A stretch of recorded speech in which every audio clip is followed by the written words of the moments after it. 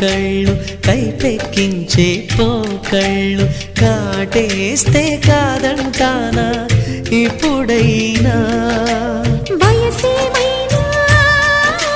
సొగసేమైనా మరపించే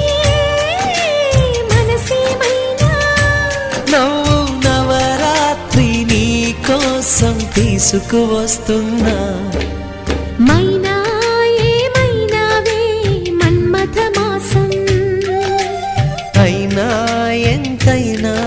ఇది మెత్తని మోసం